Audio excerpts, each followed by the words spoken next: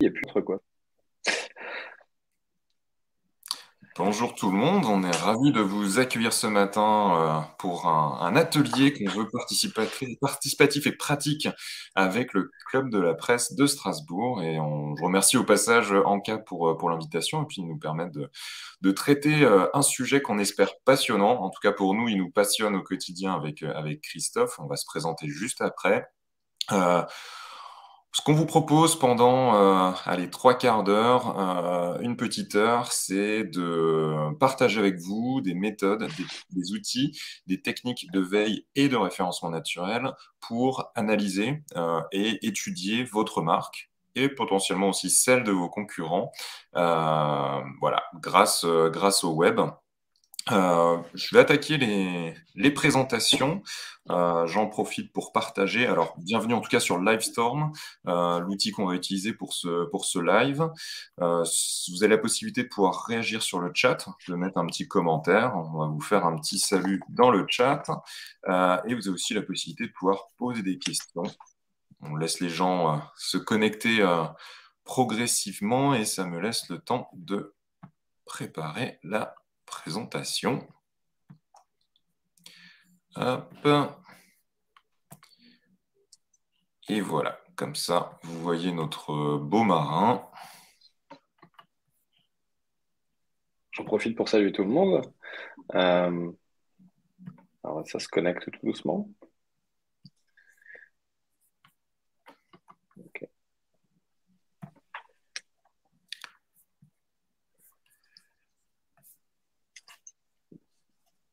Pierre vient de nous rejoindre.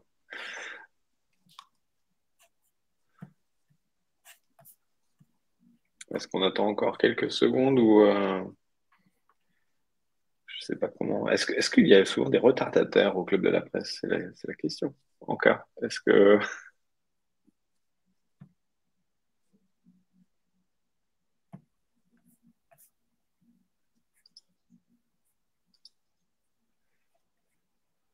On profite pour saluer Pierre. Je vois Virginie aussi connectée. Il y a Déborah. Salut Déborah.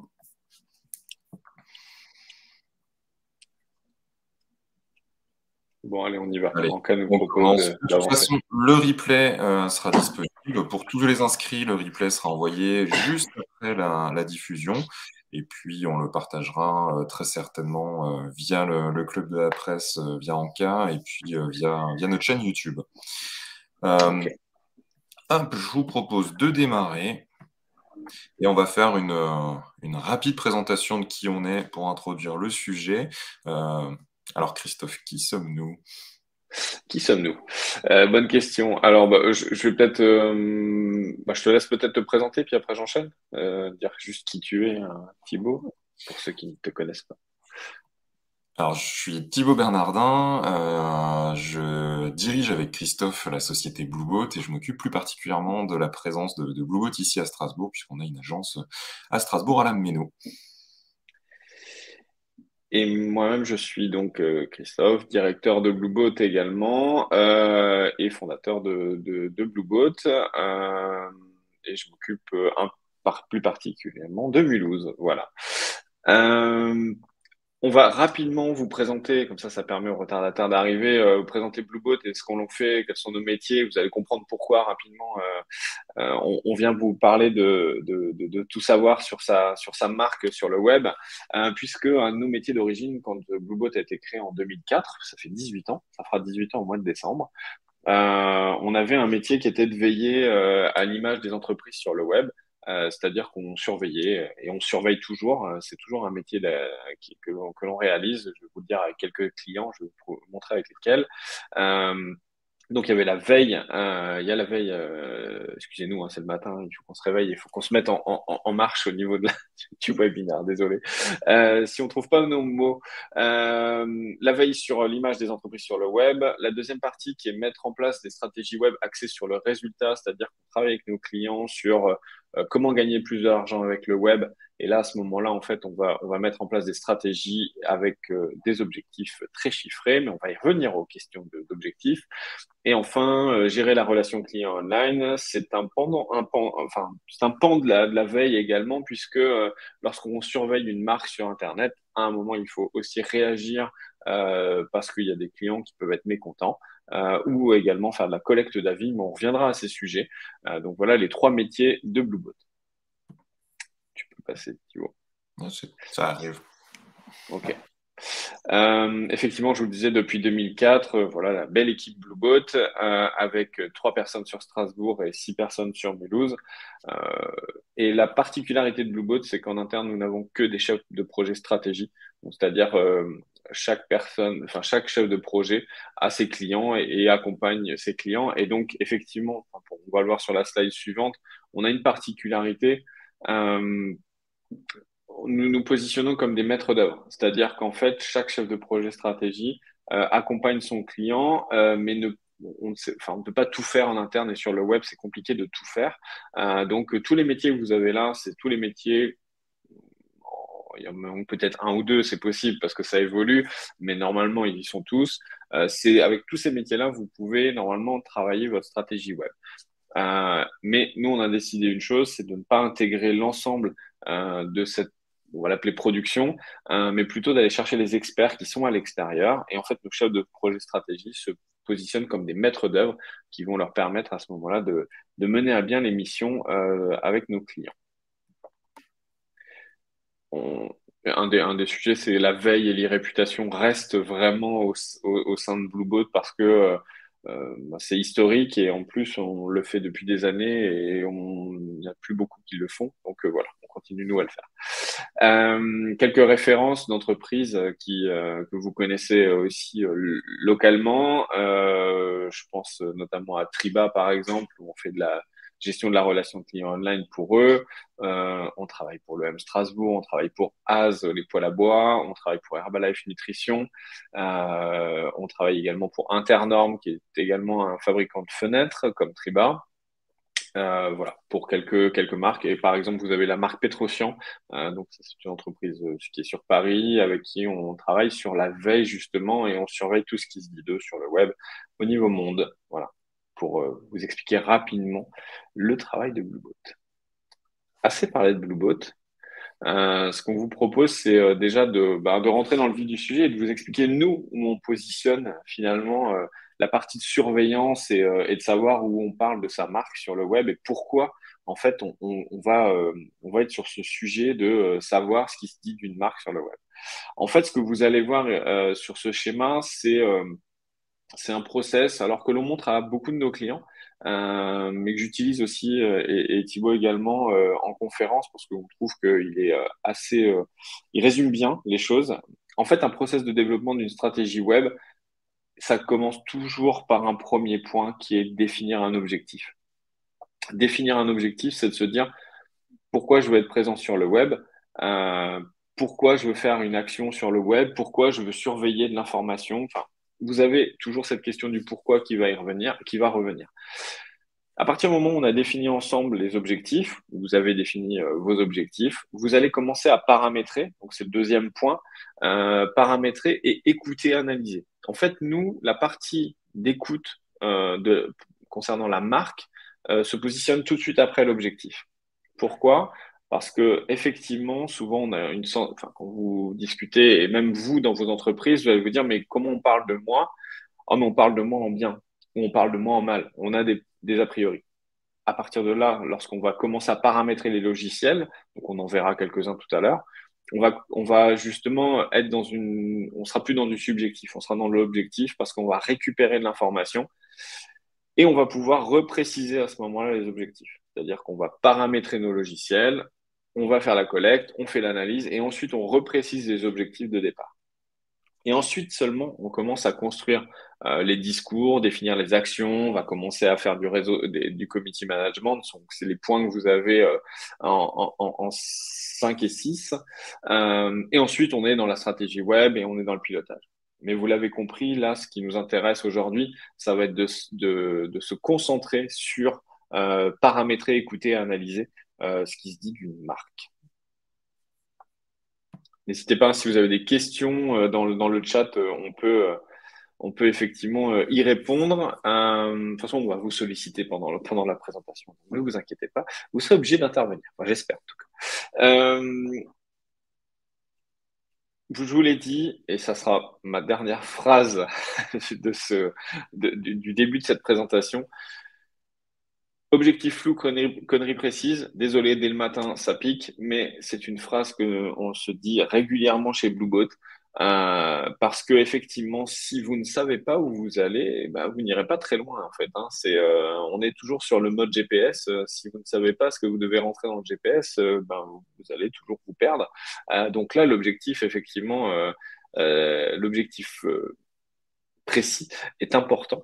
Et dans ce que vous avez vu dans le schéma juste avant, c'est le point de départ. Et pourquoi je laisse parler Thibaut pour la suite sur cet objectif de départ.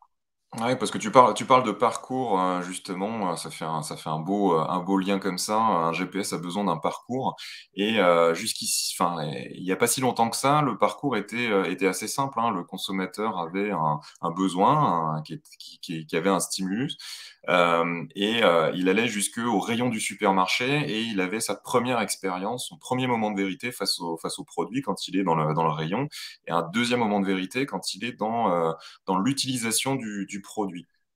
Et en fait, ce qui s'est passé ces dernières années, et vous l'avez sans doute, vous le vivez sans doute, hein, puisque vous êtes avec nous aujourd'hui, c'est que le parcours client s'est complexifié. Il s'est complexifié puisque quelques étapes supplémentaires se sont rajoutées dans ce parcours entre le moment où il y a ce stimulus et puis la première exposition au produit. Et en fait, ce qui a beaucoup changé avec l'arrivée du web, c'est la recherche d'informations. Le consommateur va se renseigner, va consulter une multitude de sources d'informations avant de faire son choix et d'acheter. Et c'est à ce moment-là, finalement, que la marque doit être présente pour prendre la parole vis-à-vis du consommateur. Et comme il va se dire aussi beaucoup de choses, comme le consommateur va dire beaucoup de choses ou va laisser beaucoup de traces aussi dans ces périodes-là, c'est là que ça devient aussi intéressant pour la marque d'être présente, pour écouter, pour étudier ce que le consommateur a à dire. Ce parcours-là, c'est pas Bluebot qui l'a inventé, hein, c'est un long cheminement que vous retrouverez sous le nom des moments de vérité et qui a notamment été théorisé par Procter et Gamble sur le premier moment de vérité et par Google sur le Zero Moment of Truth, donc le ZMOT, qu'on retrouve là sur tous ces impacts qui viennent avant la première exposition au produit. Et finalement, nous, on l'a schématisé de cette façon-là, puisque beaucoup de choses se sont passées aussi depuis dans cette analyse du parcours, et on voit finalement tous ces moments importants dans lesquels le consommateur peut avoir une interaction avec la marque, où la marque doit être présente, peut écouter, interagir, collecter de l'information, et ça va passer par la recherche d'infos, l'achat en magasin, l'expérience, la livraison, et la consommation du produit avec une expérience qui va être positive ou négative, mais qui va être partagée. Donc, c'est autant d'éléments que vous avez à votre disposition sur le web pour savoir ce qui se dit de vous ou de vos concurrents. Peut-être une précision, Thibaut, c'est peut-être là où chacun, juste avant, pardon, si tu peux revenir sur la slide d'avant, je pense qu'en fait, effectivement, ces points de contact, c'est également les points d'information. C'est-à-dire que je parlais juste avant des objectifs. Vous devez identifier où sont les points où vous avez besoin de l'information. C'est-à-dire que le départ où on a mis recherche de l'info sur la partie Zimote, où cette partie-là, effectivement, peut être le moment où vous dites, ben, il faut que je sache ce qui se dit par rapport aux internautes, enfin pour les internautes lorsqu'ils recherchent une information. Mais par exemple, sur plainte, SAV, demande d'aide, en fait, c'est également un espace où en fait vous devez vous dire, mais moi c'est ça qui m'intéresse et c'est cette information que je dois récupérer. Donc déjà, si vous n'identifiez pas ce parcours, cette expérience d'achat ou peu importe hein, dans quel domaine on est, il faut identifier ces points de contact et ces points d'information, parce que ces points de contact deviennent des points d'information. Et on parle beaucoup d'informations, de sources d'informations. Un peu pour résumer tout ce qui se passe en ce moment, c'est en 2011 quand Google a théorisé, a sorti son Zero Amount of Truth, il analysait que il fallait en moyenne 10 sources d'informations différentes. Enfin, le consommateur va utiliser en moyenne 10 sources d'informations différentes, online ou offline, avant de faire son achat. Aujourd'hui, 11 ans après, Google a réactualisé son étude et analyse qu'aujourd'hui, il faut environ 22 sources d'informations avant de faire un achat, voire 40 pour des parcours d'achat qui vont être plus longs, plus complexes. Là, on pense à des parcours d'achat en B2B, on pense à des parcours d'achat comme le voyage, ou un achat immobilier qui vont être sur une beaucoup plus longue période, qui vont être très engageantes.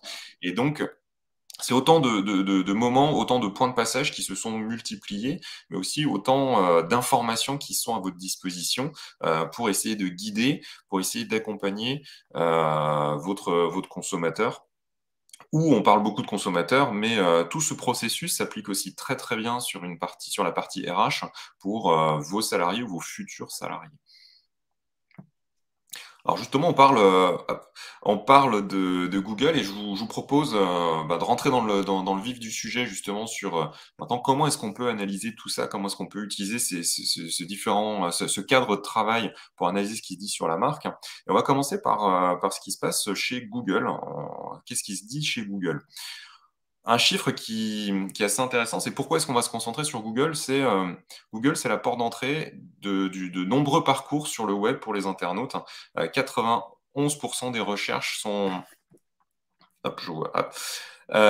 Des recherches sont effectuées sur Google et c'est la porte d'entrée de l'expérience principale de l'expérience d'un internaute sur le web. Donc là-dessus, en fait, Google a déjà beaucoup de choses à nous dire, les moteurs de recherche en général. Là-dessus, on va appliquer des techniques de référencement naturel, qu'on appelle aussi SEO. Quand je dis technique, c'est aussi l'utilisation d'outils.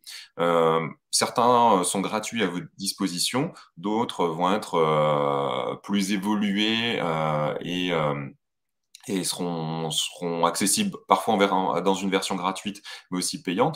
Donc, je vais vous présenter quelques outils, quelques éléments qu'on pourrait utiliser comme ça pour analyser une marque. Et le premier outil que j'ai envie de partager avec vous, c'est Google Trends.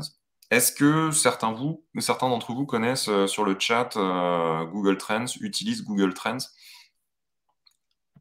Et pendant ce temps-là, moi, je vous prépare un live. Le temps de basculer. Voilà. On fait le direct, donc il y a aussi des aléas du direct. Ce que je vous propose là, pour illustrer un premier cas d'usage comme ça et de l'utiliser avec Google Trends, on va prendre une marque que tout le monde connaît et surtout une marque qui est ici présente à Strasbourg. Donc nous, en tant que Strasbourgeois, on connaît encore un peu plus. Et donc on va prendre Puma. Donc là, par rapport à Google Trends, on voit des tendances, des évolutions dans le temps sur une base 100. La base 100, c'est le moment où c'est le plus recherché sur cette entreprise Puma, sur cette marque Puma. On va voir une évolution dans le temps. Ce qui est intéressant avec Google Trends, c'est qu'on peut choisir une zone géographique. Là, j'ai choisi la France, une période, on va prendre sur les 12 derniers mois. Et puis, on va pouvoir comparer une rapide étude de notoriété qui va nous prendre en 2 minutes, on va avoir une première étude de notoriété. Est-ce que vous pouvez me mettre en commentaire des concurrents auxquels vous pensez pour Puma? Sur le chat, est-ce que vous avez des concurrents comme ça qui vous viennent à l'esprit? On a Nike, on a Adidas. Très bien. Eh ben, je vous propose qu'on regarde,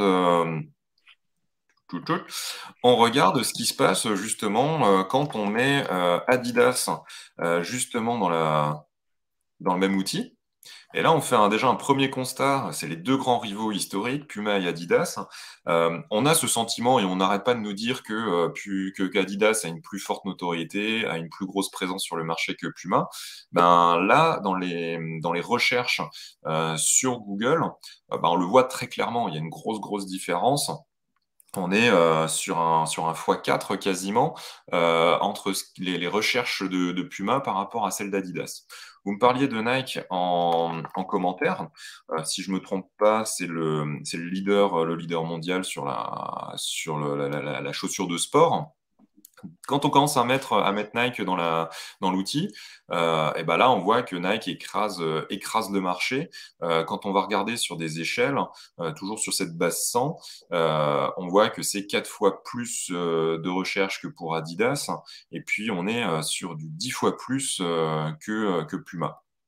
On va prendre un petit acteur local comme ça, un petit acteur, désolé pour lui, allez, pour se faire un corpus de référence, je vais prendre une marque française, Le Coq Sportif. Voilà. Et vous voyez, l'outil est simple, hein, vous recherchez votre marque. On voit que le Coq Sportif ne change pas grand-chose et finalement, on a un petit panel de recherche, quatre marques, 4 entreprises, avec Nike en numéro 1, Adidas en numéro 2, Puma en 3 et le Coq Sportif en 4. Cet outil va aussi vous permettre, Google Trends, vous permettre d'avoir d'autres éléments et notamment des dimensions géographiques qui sont assez intéressantes. On va par exemple pouvoir voir justement géographiquement quelles sont les régions qui vont s'intéresser, qui vont le plus parler de chaque marque. Et là, on voit par exemple que Puma a une surreprésentation en Alsace par rapport à sa tendance naturelle. Ce qui n'est pas étonnant puisque bah, c'est une marque, le siège est ici à Strasbourg. Donc c'est une marque, on est un peu plus ici à Strasbourg touché. Et en fait, on retrouve cette même représentation pour Adidas, qui a aussi son siège ici à Strasbourg, peut-être plus pour très longtemps, mais il y a cette surreprésentation, là où, par exemple, pour un Nike, on va retrouver beaucoup plus en Île-de-France. Et si on prend le Coq Sportif, bah, c'est marrant parce qu'il y a une surreprésentation de la marque en Champagne-Ardenne, qui est sa région aussi d'origine, sa région historique. Voilà un rapide aperçu d'une présence et d'une évolution de plusieurs marques, de 4 marques sur le web, avec un outil qui s'appelle Google Trends et qui est gratuit. Hop. Vous pouvez l'utiliser également pour, par exemple, sur des secteurs d'activité. Vous pouvez aller chercher, par exemple, si vous faites le test, on ne peut pas faire tous les tests, mais vous faites sur les poêles à bois, par exemple, actuellement, sur la notion d'énergie. En fait, ça permet de voir aussi des pics d'évolution. Et en fait, nous, pour un de nos clients, on s'est rendu compte que quand on fait poêle à bois, on se rend compte que les poêles à bois sont en train d'augmenter et que c'est lié aux questions d'économie d'énergie, par exemple. Donc, en fait, ça vous permet d'avoir des tendances, donc là, de remettre votre marque dans un environnement marché plus global. Et ce qui est super intéressant pour compléter ce que tu dis, Christophe, c'est on voit un gros pic, la base 100 sur Nike, elle se fait autour du 15 août.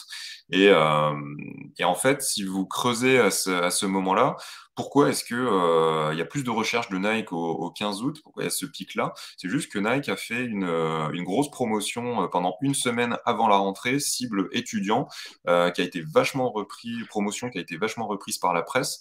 Et donc, en fait, Nike a été très, très, très présent et très recherché par les internautes à ce moment-là. Comme ça, vous pouvez aussi benchmarker des actions de vos concurrents ou vos propres actions. Ça vous donne déjà un premier regard. Voilà, premier outil. Deuxième outil que je vous propose, c'est Google Suggest.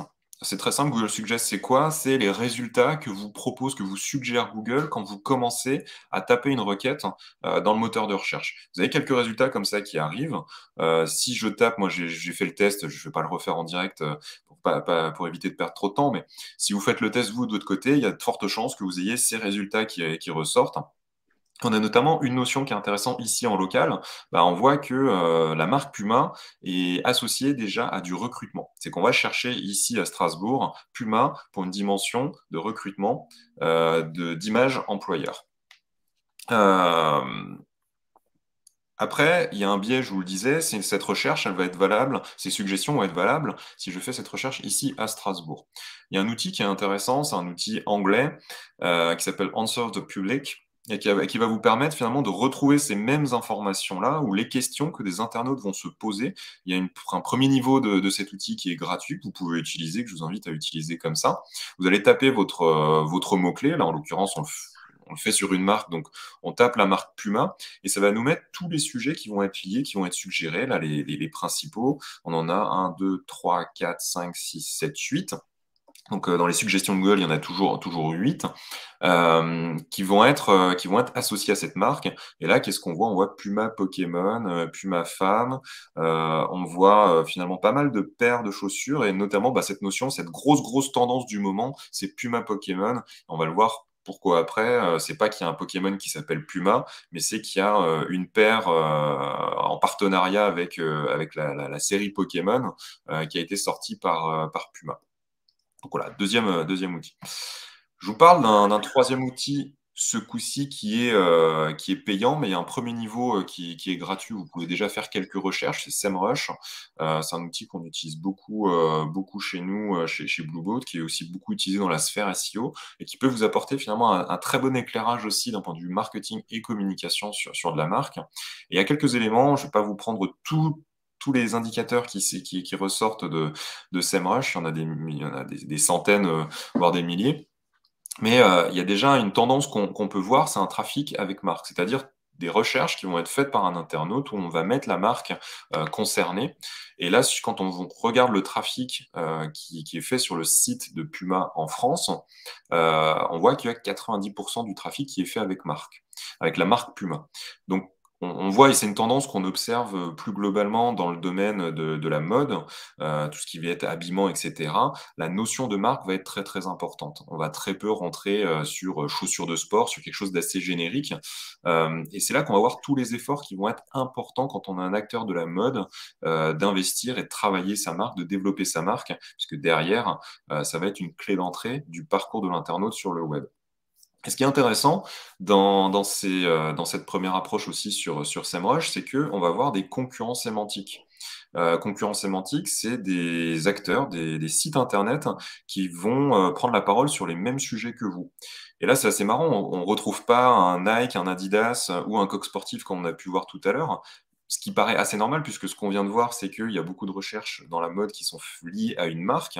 Ben oui, Nike, Adidas ne vont pas prendre la parole sur Puma. Mais là, on va retrouver finalement des revendeurs de la marque Puma et qui vont se positionner sur l'environnement de Puma.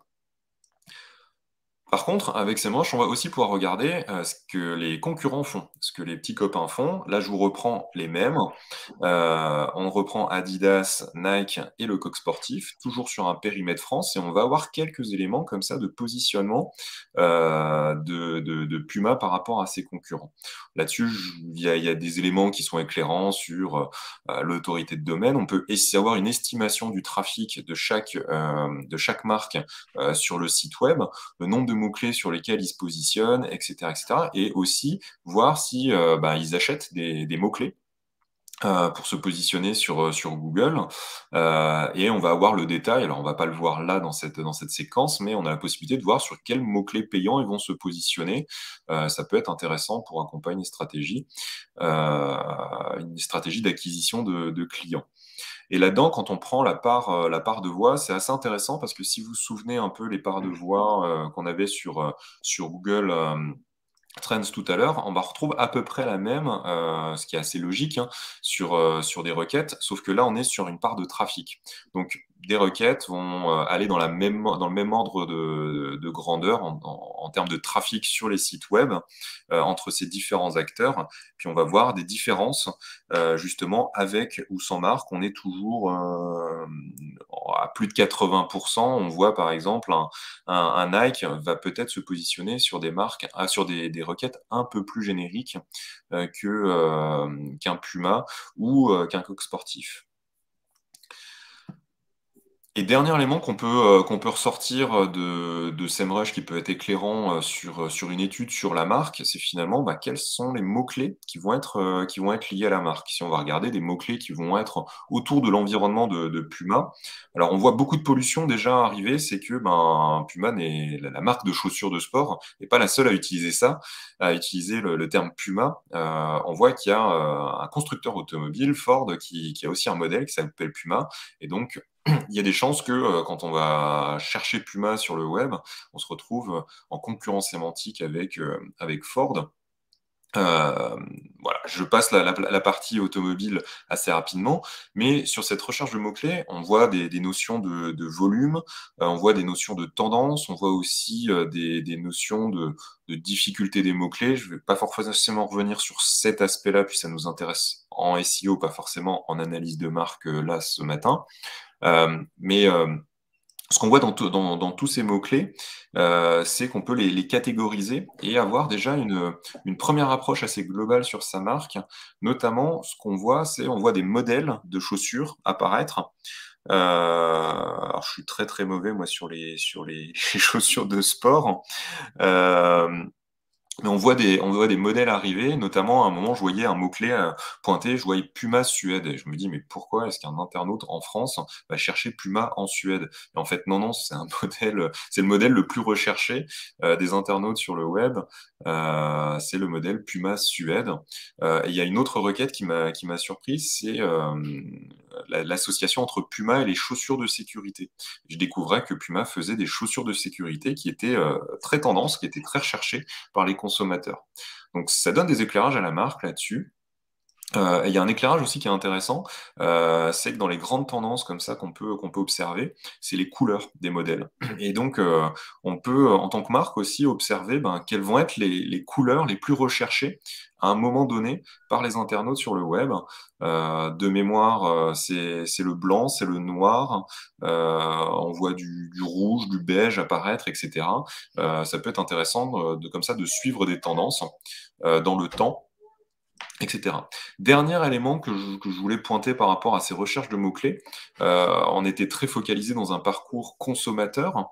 Tout à l'heure, on disait qu'il y avait ces recherches d'informations en avant-vente. Là, c'est ce qu'on voit par rapport à des modèles, mais on a aussi par rapport à des avis. On parlait des avis clients. Et ben là, il y a ces notions. On retrouve des mots-clés sur avis sur telle chaussure, avis sur les chaussures Puma en général. Et puis un autre point, si je vous parlais tout à l'heure de recrutement, eh ben, on a aussi pas mal, on l'avait vu sur Strasbourg, on a aussi des éléments qui vont ressortir sur du recrutement. Donc c'est des informations. Si dans votre objectif, c'est de faire une étude de la marque, mais plutôt liée à une dimension employeur, ce process, il fonctionne aussi très très bien. Vous allez pouvoir voir quels sont les avis des salariés ou des futurs talents sur votre marque. Est-ce que déjà elle est cherchée? Est-ce qu'elle est connue? Est-ce qu'elle est correctement orthographiée? On voit sur certains de nos clients parfois, il y a des problèmes d'orthographie du mot. Ça, c'est un éclairage aussi super intéressant en tant que communicant quand on va travailler sur une plateforme de marque. Je vois des commentaires, un commentaire Ouais, il y de... a une question de encore. Ouais. En Alors fait, c'est oui, intéressant. Vas-y, vas-y. ouais, complètement en cas. C'est une fois qu'on va ici identifier ces mots-clés, on va pouvoir les utiliser de plein de façons, hein. C'est là où on est sur l'activation qu'évoquait Christophe dans le schéma. Finalement, on va revenir à quel est votre objectif de départ, hein. Mais si votre objectif il va être d'être visible sur ces mots-clés-là, il y a plein de choses à faire. Ça peut être des leviers payants, des leviers gratuits. Il y a plein de choses à faire. Maintenant, on va en revenir à c'est quoi votre objectif de départ par rapport à cette recherche de mots-clés. Après, juste peut-être expliquer rapidement, mais c'est pas forcément l'objectif parce qu'on est sur la partie là SEMrush et on n'est pas pour vendre SEMrush, hein, c'est pas l'idée. Il Mais y a ce que d'autres vous outils voyez hein, dans, qui il y a existent, plein de, il y a Yuda, Yuda, voilà.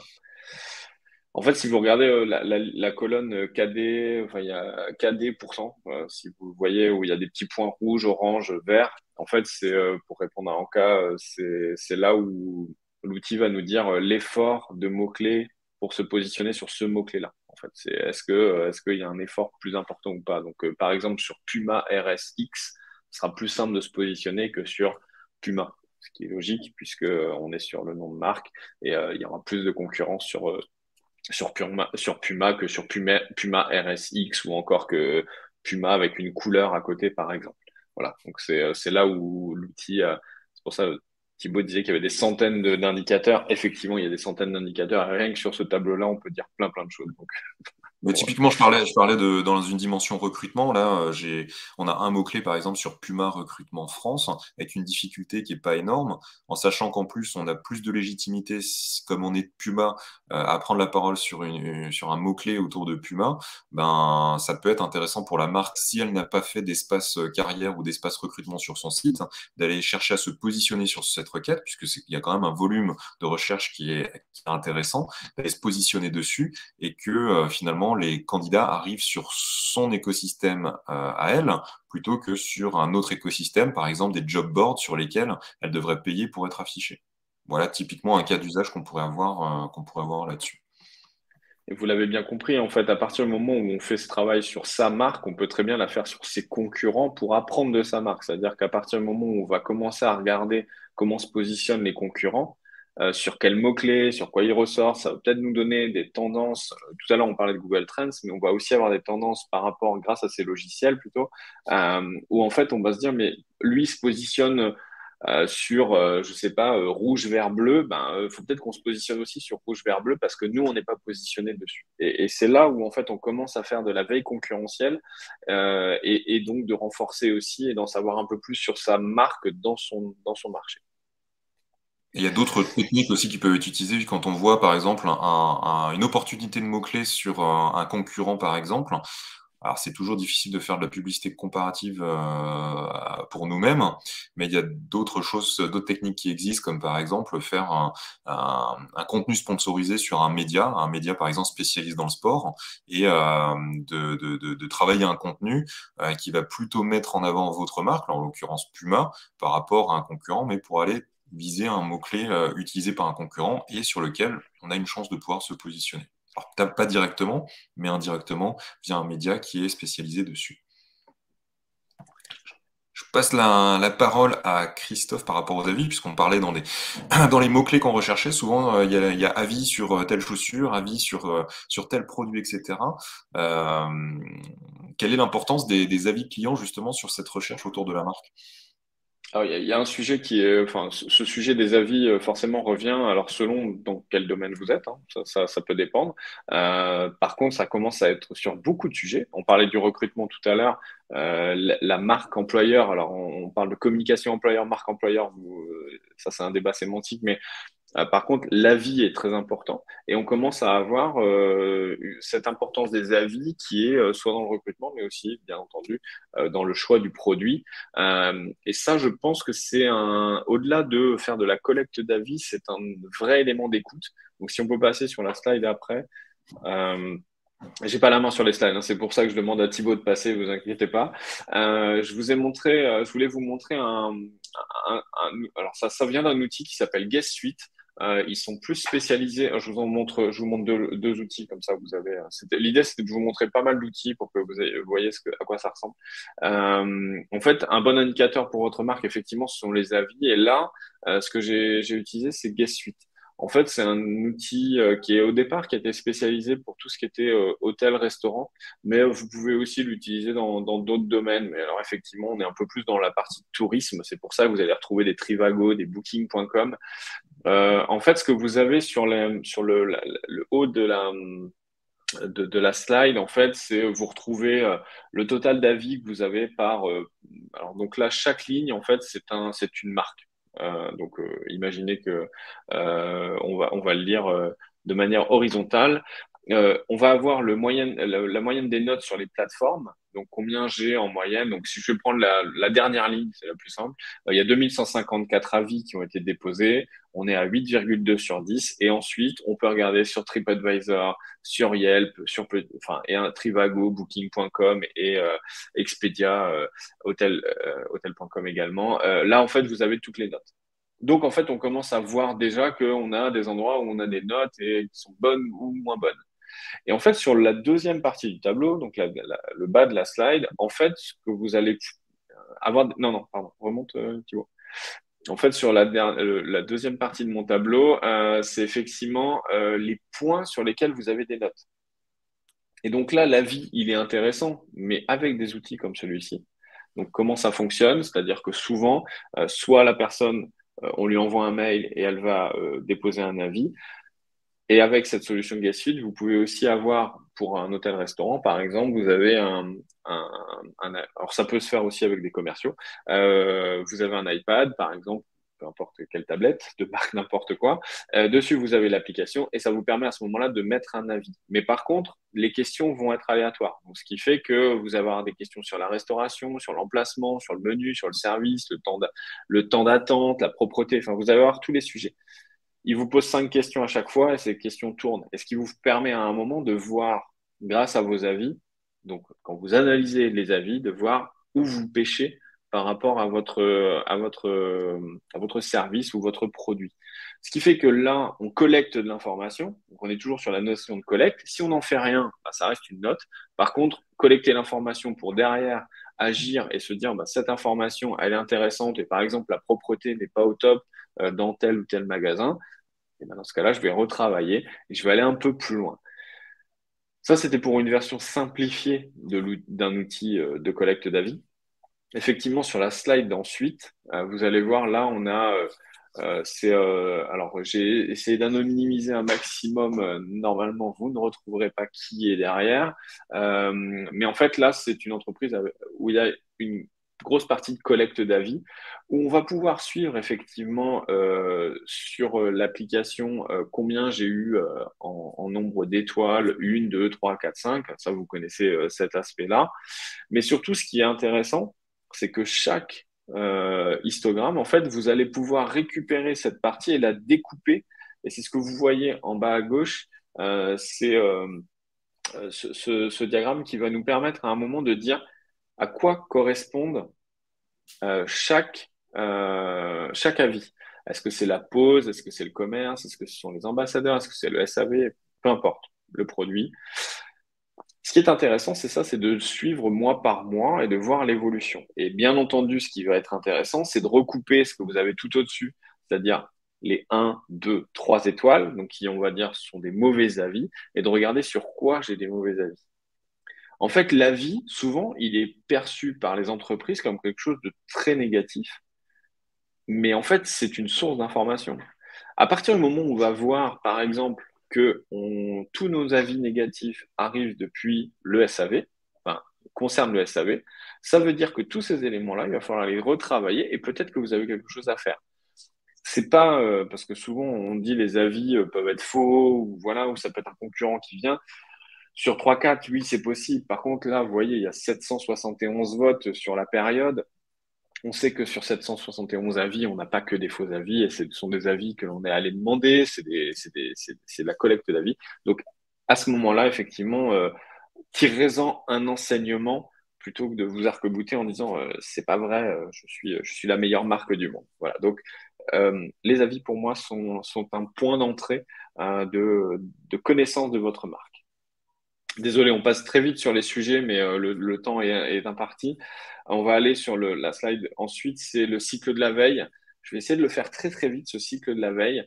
Euh, alors, je l'ai repris de l'outil Digimind, en fait, qui avait fait un beau schéma. Donc, je le reprends avec grand plaisir, ce schéma.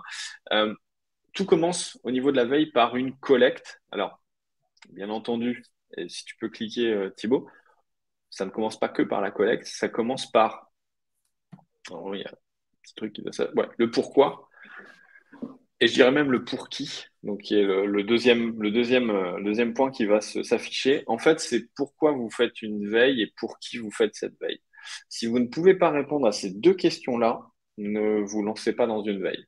Parce qu'en fait, votre veille ne servira à rien et ne servira à personne. Donc, il faut vraiment que ça réponde à pourquoi et pour qui. Donc, en fait, on va commencer par la collecte. On a des logiciels qui vont collecter la veille, bien entendu. On va collecter un maximum d'informations. À partir du moment où on a l'information est intéressante que si elle est analysée. Donc en fait, cette information va être analysée. Ensuite, on va effectivement capitaliser, c'est-à-dire qu'on va enrichir peut-être nos catégories. On va aussi partager cette information, parce que si cette information n'est pas partagée, c'est le pour qui, bah, elle n'a aucun intérêt. Et après, la valorisation, c'est-à-dire qu'en fait, on va utiliser cette information pour en faire quelque chose. C'est ce que je dis. Si vous reprenez le cycle par rapport à des avis clients, le cycle de la veille par rapport à de l'avis client, je collecte des avis, J'analyse ce qui se dit dedans. Je vais capitaliser sur ces éléments pour catégoriser chaque information. Je vais le partager avec, par exemple, la responsable du SAV et je vais valoriser toute cette information dans des KPI et je vais pouvoir après retravailler les éléments pour être effectivement meilleur sur la partie SAV si je prends cet exemple-là. Donc en fait, ce cycle de la veille, c'est vraiment un élément important. Ça fait des années qu'on en parle, ça fait 20 ans qu'on parle de ce cycle de la veille. Il est toujours nécessaire de le remettre en avant. Et je vais passer très vite. Désolé, je passe très très vite sur cette partie. Mais on va aller ensuite sur un outil de veille. Je voulais vous montrer rapidement à quoi ça, parce qu'on entend souvent parler des outils de veille, on ne sait pas forcément à quoi ça ressemble. Je voulais vous montrer Digimind. Alors, ce que je vais faire quelque chose en live. Je vais vous partager en anglais. Normalement, alors si je fais ça, parce que normalement vous devez voir à peu près ce qu'il y a sur l'écran. On, Alors, s'il y en a certains d'entre vous dans le chat, n'hésitez pas. S'il y a une marque que vous voulez rapidement analyser, alors là, ce que je fais, c'est je vous montre l'outil Digimind, mais sur la partie historical search. En fait, historical search va nous permettre, comme son nom l'indique, d'aller récupérer des informations qui sont dans l'outil sans que j'ai accès finalement à. Enfin, je n'ai pas mis en place une veille. En fait, on tape directement dans leurs données. Euh, et ça va nous permettre d'analyser rapidement un marché ou rapidement une marque ou voilà, peu importe. Mais en tout cas, ça va nous permettre déjà de donner des éléments.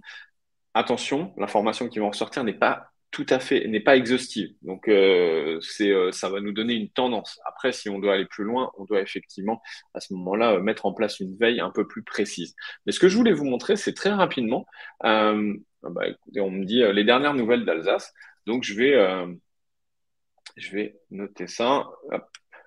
Alors, est-ce que c'est DNA ou dernière nouvelle d'Alsace? Alors, je ne sais pas.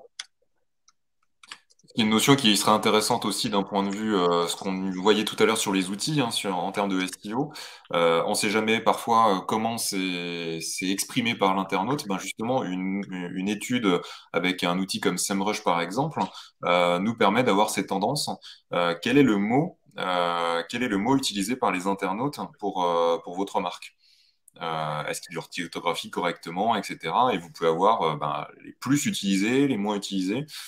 On va voir. Alors, effectivement, Anka nous dit aussi avec DNA, ça se complique. Oui, ça se complique, mais en fait, c'est là où on va faire des recherches booléennes. La recherche booléenne. Donc là, ce que j'ai fait, c'est que j'ai mis entre guillemets dernière nouvelle d'Alsace, qui me permet d'avoir le terme exact de dernière nouvelle d'Alsace, mais j'aurais pu très bien aussi mettre DNA and je sais pas, presse, par exemple. Et à ce moment-là, en fait, j'évite d'avoir l'ADN en anglais qui va pouvoir ressortir. Voilà, je vais pouvoir avoir des mots-clés que je vais ajouter à ce moment-là. Donc là, on va très vite avoir dernière nouvelle d'Alsace. Effectivement, je vois des pics en fait d'informations. Je vois que alors, je suis limité à 30 jours là. Mais sur 30 jours, j'ai eu 126 personnes qui en ont parlé. J'ai 213 mentions et j'ai 183 000 reach. Alors, c'est-à-dire que c'est la portée enfin, potentielle des personnes qui ont repris l'information, qui ont parlé de l'information. Euh, Ici, par exemple, j'ai un pic le 31 octobre, ce qui me suffit de cliquer dessus. Alors, comme je fais du live, désolé si d'avance il y a des informations qui ne sont pas bonnes. Mais là, en fait, on retrouve des informations sur Facebook où effectivement les dernières nouvelles d'Alsace sont citées ici. C'est Team Strasbourg. Alors après, Elite Water Polo, ça nous permet de très vite voir l'information et de voir ce qui a été concerné. Alors forcément, sur Dernières Nouvelles d'Alsace, vous allez avoir beaucoup d'articles où les gens reprennent l'information et vont citer. Là, on a Ville de Strasbourg, Strasbourg.news, jeux de société à la cote, ils alignent des piles. Voilà.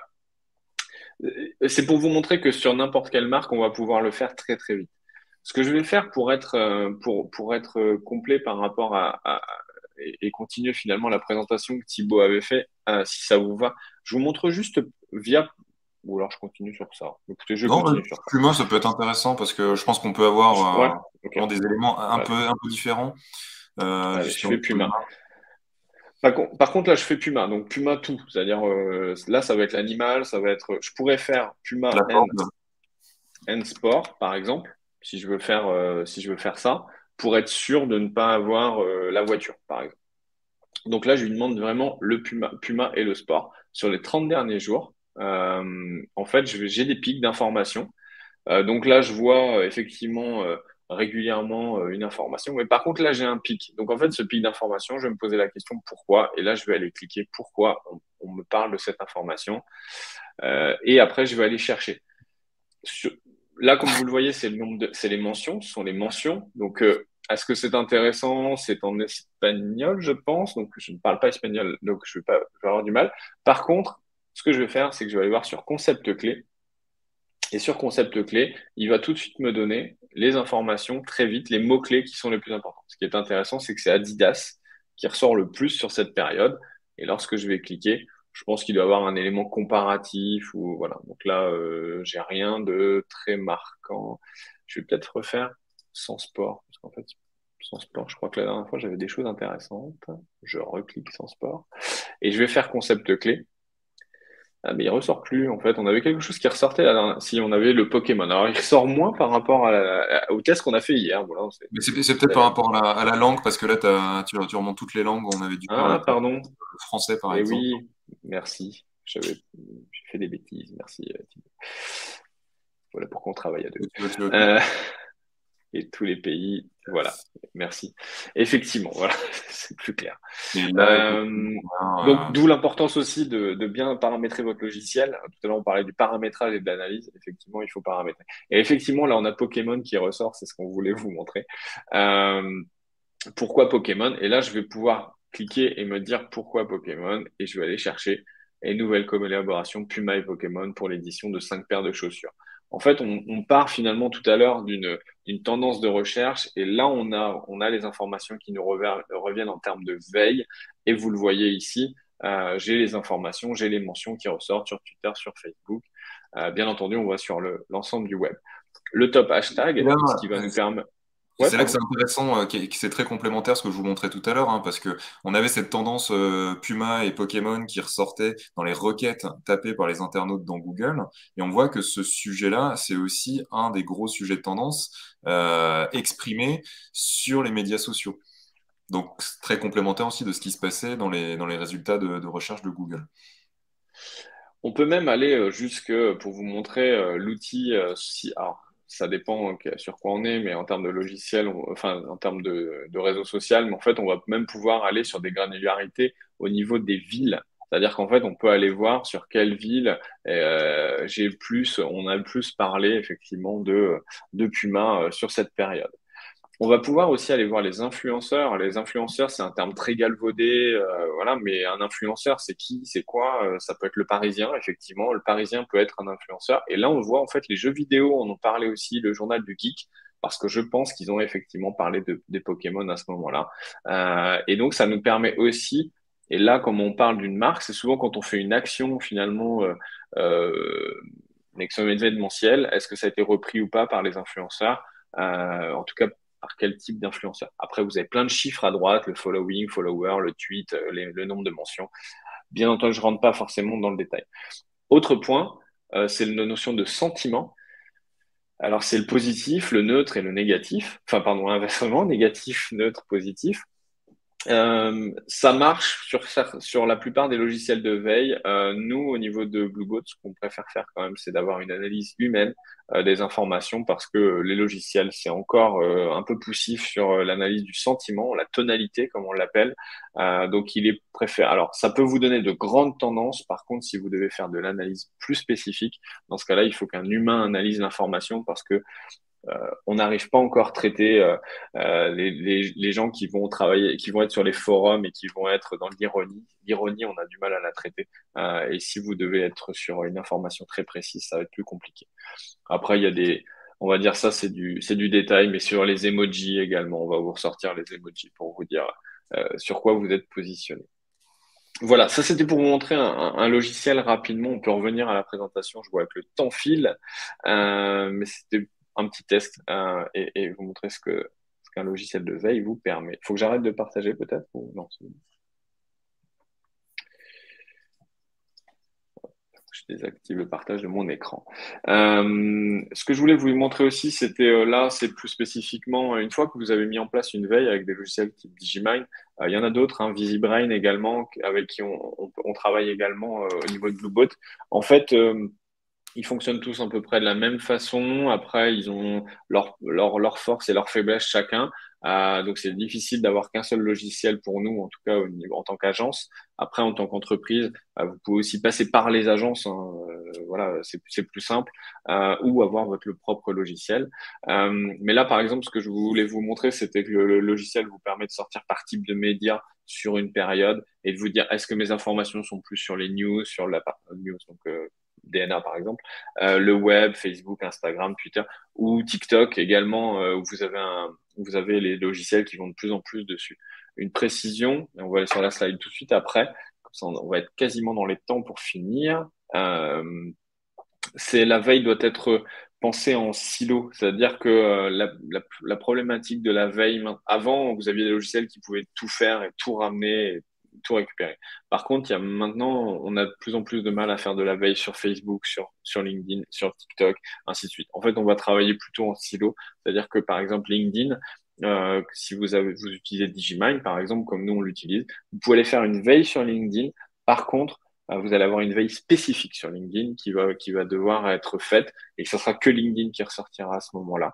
Euh, et, et là, votre marque, elle est présente différemment par ces espaces, sur chacun de ces espaces. Et chacun de ces espaces a ses particularités.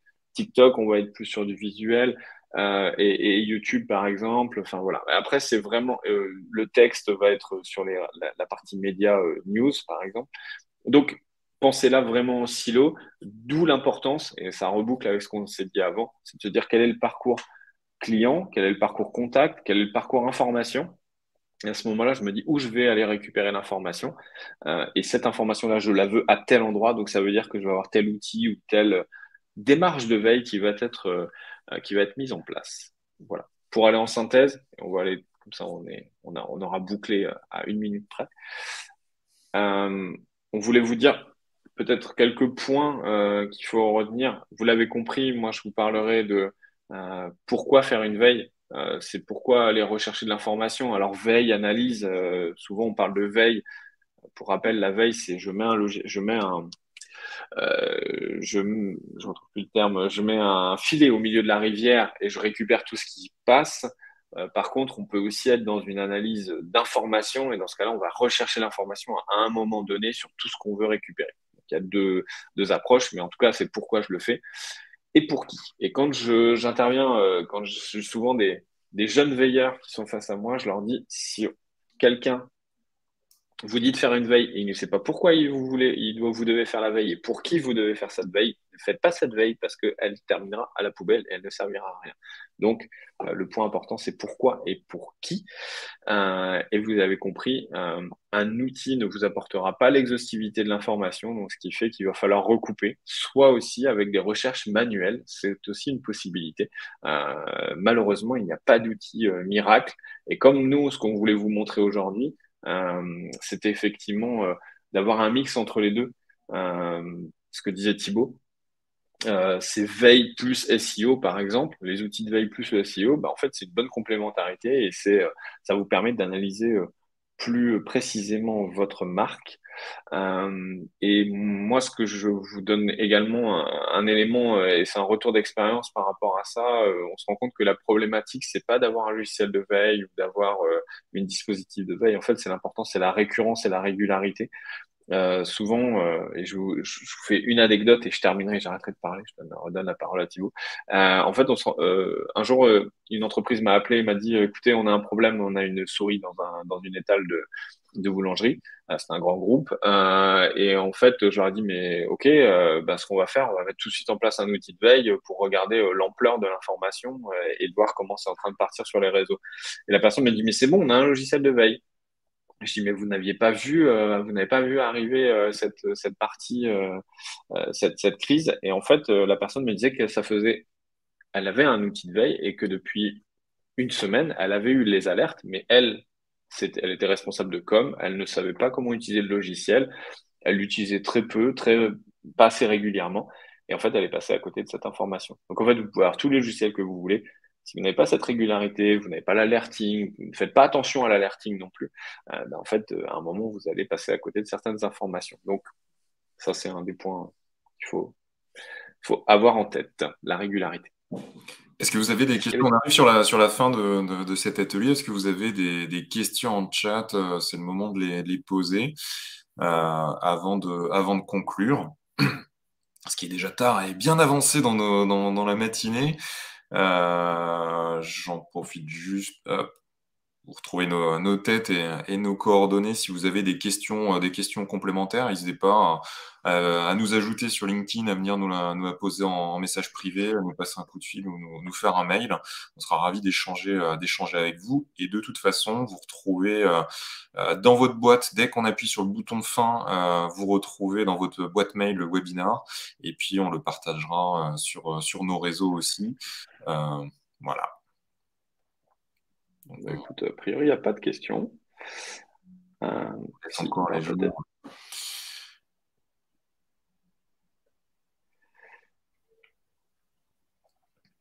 On voit qu'on a payé des gens dans le chat, hein. Il y a Déborah qui nous dit bravo. Le créneau comme ça, direct du matin, c'est pas évident, hein. C'est un challenge. Bon, bah, écoute, je pense que j'ai pas l'impression qu'il y ait des questions. Par contre, pour ceux qui regarderont le replay, n'hésitez pas à nous contacter. Vous avez nos coordonnées là sur la dernière slide. On sera à même de vous répondre avec grand plaisir, même pour faire un test ou pour vous faire une petite démo. Pas de problème. Et Voilà. même Bah, si il y a écoutez, un outil que vous avez vu passer, vous n'avez pas compris le nom, etc., passez-nous un message, on vous le redonnera, qu'il soit gratuit, payant, si vous voulez des versions de test, etc. Faites-nous coucou. Bonne matinée à tout le monde et puis à très vite pour un prochain webinar, pour un prochain atelier. On en fait un justement sur le marketing et les RH la semaine prochaine. Donc si c'est une thématique qui vous intéresse, suivez-nous sur les médias sociaux, vous aurez l'information. Et merci encore Anka pour l'invitation et de nous permettre voilà, de partager ce type d'informations au Club de la Presse. À très vite. merci, bonne journée à tous. Au revoir. Au revoir.